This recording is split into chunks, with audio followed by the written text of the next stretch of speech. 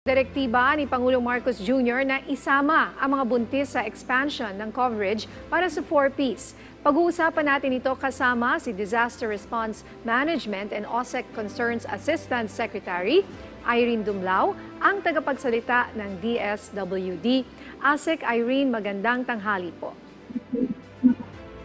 Magandang tanghali po, Ma'am Nina. Magandang tanghali, ASEC Weng. And magandang tanghali din po, Commissioner June. And of course, sa lahat ng sumusubaybay ng inyong pong programa.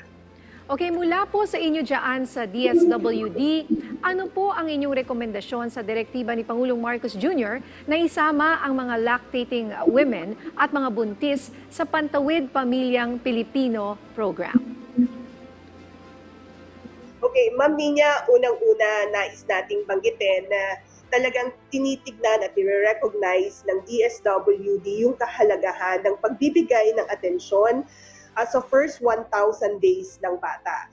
Dahil very critical ang period na ito, napakahalaga na matutukan natin ang kanilang nutrisyon, kalusugan. Dahil nga yung first 1,000 days ay dito nabubuo dito nag-uumpisa yung brain growth ng isang bata at fundamental stage ito. At kung hindi nga natin mababantayan ang kanilang kalusugan at edukasyon, ang epekto nito sa kanila would be irreversible. And this would definitely have a big impact sa kanilang kalusugan. So ang layunin natin na mamuhunan sa edukasyon at kalusugan ng ating mga bata para makatulong na ma-break yung intergenerational cycle of poverty ay ma-achieve natin by considering itong first 1,000 days. So in several meetings na nagkaroon po tayo with the President, isa po sa mga ipinopose nga natin yung pagkakaroon ng dagdag na insentibo para sa ating mga beneficiaries, lalong-lalo na yung may mga pregnant women at mga anak 0 to 2 years old. Nang sa gayon, matutukan natin yung kanilang mga pangangailangan in the first 1,000 days. So bahagi po ng ating proposal na isinumite natin sa sectoral meeting with the President ay yung nga pong pag-increase sa mga cash grants na currently tinatanggap ng ating mga beneficiaries and the inclusion of the first 1,000 days. So, ASEC Irene, sa kasalukuyang benepisyo sa ilalim ng 4Ps, ano-ano pa po ba ang natatanggap na tulong ng mga miyembro nito na may mga anak? Sa kasalukuyan po, ASEC Weng, yung ating mga 4Ps beneficiaries na may anak enrolled in elementary and in daycare ay tumatanggap po ng 300 pesos kada buwan. Yung naman pong enrolled in junior high school ay nakakatanggap ng 500 pesos per month at yung naman pong enrolled in senior high school ay nakakatanggap ng 700 pesos per month provided that they comply with the specific conditions of the program.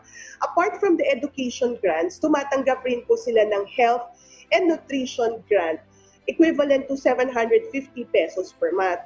At ang condition po niyan ay dapat nag-a-avail ng mga health services yung pong mga anak ng ating mga beneficiaries, pupunta for pre- and postnatal care yung mga buntis na ina at nag-a-attend po sila ng family development sessions. But with the proposal nga po of coming up with the first 1,000 days condition, ihiwalay po natin yung pong mga pregnant women at yung mga infants, yung mga 0 to 2 years old, nang sa gayon, magkaroon talaga tayo ng focused intervention for them and ma-promote natin yung health-seeking behavior para sa kanila para mapangalagaan at ma-promote nga yung kanilang nutrisyon at kalusugan. ASEC Irene, may initial data na po ba ang DSWD kung gaano karami ang mapapabilang sa palalawakin na coverage ng 4Ps? Well, Commissioner, sa kasalukuyan po, batay doon sa datos ng Pantawid Pamilyang Pilipino Program, National Program Management Office, as of May 31, nasa mahigit 28,000 yung mga buntis na ina. At yung namang pong 0 to 2 years old na mga bata ay nasa mahigit 108,000. But of course, we expect this data to still change dahil may mga pagbabago naman po, doon sa mga current situation ng ating mga beneficiaries. And at the same time, kinakalap natin yung mga karagdagang impormasyon about our beneficiaries because baka meron nga pong mga hindi nag-declare ng kanilang mga anak o ng mga edad ng kanilang anak at may mga maidagdag pa po no based on the updating sa ating pong programa. Asek, kailan naman na po kaya posibleng maumpisahan ang pamamahagi ng tulong na ito para po sa mga buntis at saka lactating women na miyembro po ng 4Ps? Well, Ninya, sa kasalukuyan, ninanais ng DSWD no, na maumpisahan na rin itong pamamahagi ng karagdagang tulong. We have to understand na meron din pong proseso na isasagawa for this. Unang-una, tayo naman po ay nabigyan ng direktiba ng ating pong mahal na Pangulo na makipag-ugnayan with the NEDA and the DBM nang sa gayon, ma-determine natin yung target number of beneficiaries and the cash grant na matatanggap po nila and the total funding requirements. And of course, this would require some legislative actions dahil nga po ang nakasaad sa 4Ps Act ay yung lamang compliance ng mga program beneficiaries sa education, sa health, and kung magdadagdag na tayo ng karagdagang condition, of course, some amendments of the law will have to be made. And likewise, yung ding pong cash grant na tatanggapin ay dapat din pong maisaad doon sa existing na batas. But we are very grateful no na maganda po yung pagtutulungan natin with the relevant agencies dahil we hope na maipasama nga ito. Linalakad natin na maipasama itong amendment of 4Ps law sa priority legislative agenda ng ating pong Pangulo.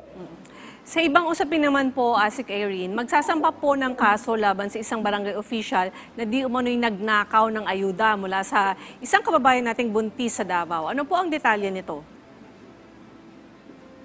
Yes, Asik, noong nga pong Tuesday, tayo ay nakapag-sumite na ng ating joint affidavit para sa pagsasampa nga ng kaso laban sa barangay officials sa Davao na allegedly ay nag-withhold ng cash grant na ating pong ipinamahagi sa ating pong identified beneficiary. Ito yung kaso na paglabag sa Republic Act 3019, yung Anti-Graft and Corrupt Practices Act, and of course, any appropriate criminal charges batay na rin doon sa isinumiting salaysay ng ating pong beneficiary.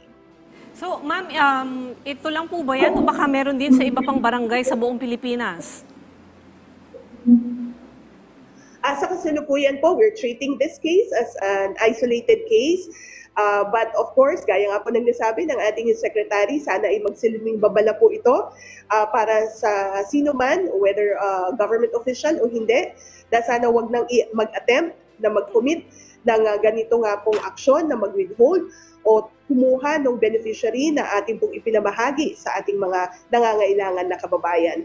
And kung meron man po na iba pang mga similar cases, of course, ini-encourage po natin sila na ipahatid sa DSWD ang information, ipagpaalam po sa amin nang sa gayon, agarang aksyon ang ating pong maipahatid. Asek, pakipaliwanag po sa ating mga kababayan, paano po ba ang proseso ng pamamahagi ng cash assistance mula sa DSWD?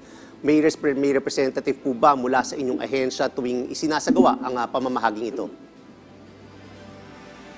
Well, tama po yan, Commissioner. Meron po tayong mga representatives, meron tayong mga kawani na nag-a-assist sa ating pong mga beneficiaries kapag may distribution ng cash assistance. Unang-una, meron tayong isinasagawa na validation process na kung saan yung ating pong mga clients or beneficiaries ay nagsusumite po ng mga supporting documents na kinakailangan para nga po sila ay matulungan ng ating pamahalaan. Pangalawa po, after the validation process, magsasagawa tayo ng mga manual payout activities kung hindi po applicable yung digital payouts. Ngayon sa ating pong manual payouts, tinitipon po natin sila isang lugar. Meron po tayong mga staff, may mga special dispersing officers and DSWD paymasters na siya pong nagpapaabot ng tulong directly sa ating beneficiaries after po na ma-ascertain yung kanilang identity based on the records also that they have submitted or presented. And yung pong cash grant o yung pong assistance na ibinabahagi natin sa kanila, nakapaloob po yan sa isang envelope na may tatakbo ng DSWD. So after po nilang matanggap yung kanila pong assistance, sila po ay pumipirma sa payroll na meron po tayo. So after that, sila na po ay ready na o pwede na pong umalis doon sa ating payout site. So ganun po yung proseso, and gaya nga po ng nabanggit ko, meron naman po tayong mga kawani na gumagabay sa ating mga beneficiaries. ASEC, mensahe nyo na lang po sa ating mga kababayan.